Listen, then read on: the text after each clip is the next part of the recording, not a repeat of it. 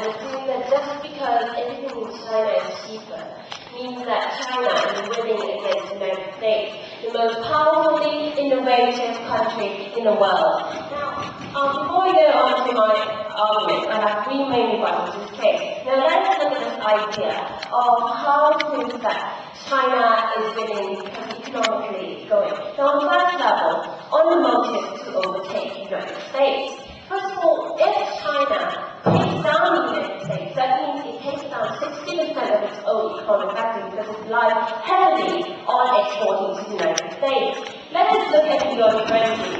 Let's look at the Chinese government motive. It's keeping the yuan low intentionally just to back up this export factor. Furthermore, on the issue of reserve and the ideas that he proposed, even if China has a large amount of United States dollar reserve, we have to know that the United States equally has the same amount of yuan reserve in the Chinese currency, and there's no motive for China to actually release all these dollars reserve out into the market, because what it would do at the end of the day is ruin the Chinese investment industry within the United States that China relies on as a source of income. So let's look at this jobless idea that side came up with.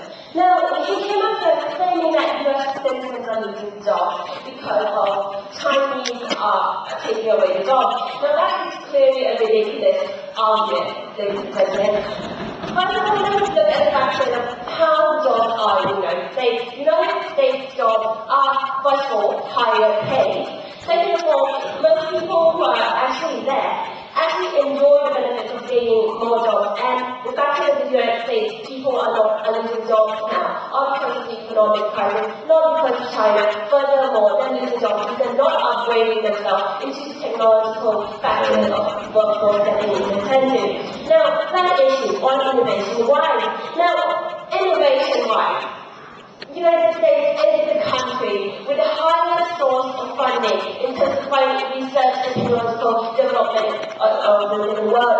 It's 30 years ahead of China. Before China can catch up, the United States will be in Mars age before China can actually catch up. So that is clearly an assumption that comes up from that side. And further,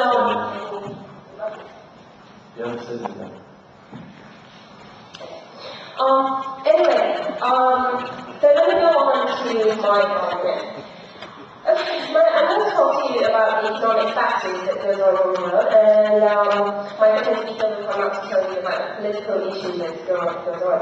So let us first look at China's incentives. In order for China to become a threat to the United States, it has to, one, have the motive to do so. Two, China can afford to do so, that is the key in this debate today. Can China actually afford to take down the United States?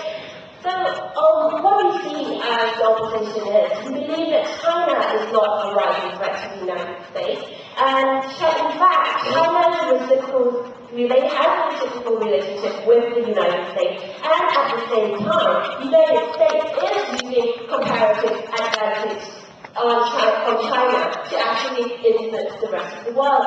And I go on there. With regards to race, so we're talking about whether China is or isn't a threat, not that they want to or don't want to take down the US.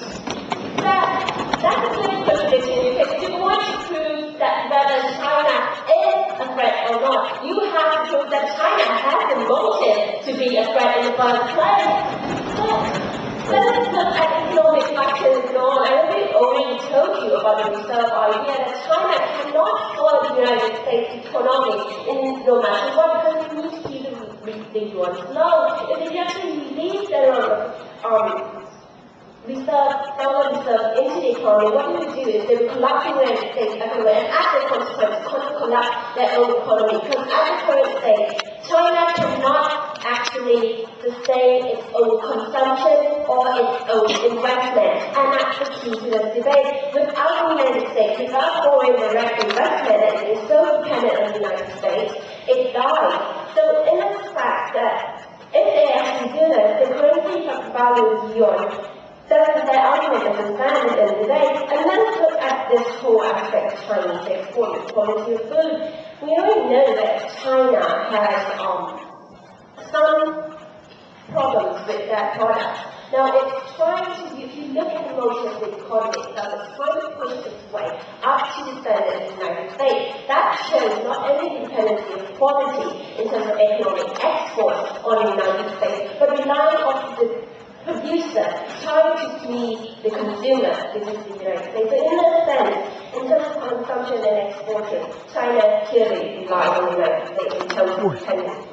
So, furthermore, on production. So let's look at production, which is the key for our argument here today. Comparative advantage, that's the whole idea of the United States investment into China. We see that the United States exploits the use of low and cheap labor in China to produce goods, produce processed electronic goods, which are, by the way, manufacturers put together in China, which are considered as footloose industry. That means that it can move out of China anytime that China shows any restraints against it. And then at the same time, that these comparative advantages provide the United States goods with cheap goods to supply not only its own consumer, but to sell to the rest of the world. So let us look at who profits at the end of the day. We see that the American entrepreneur who goes into the United States, whether it's via AMD or Intel, these people are actually profiting, not the Chinese government. All the Chinese government and Chinese people are actually getting is the minimum wage requirement that they have in their country. So that's a bit low in terms of the amount of profit gaining.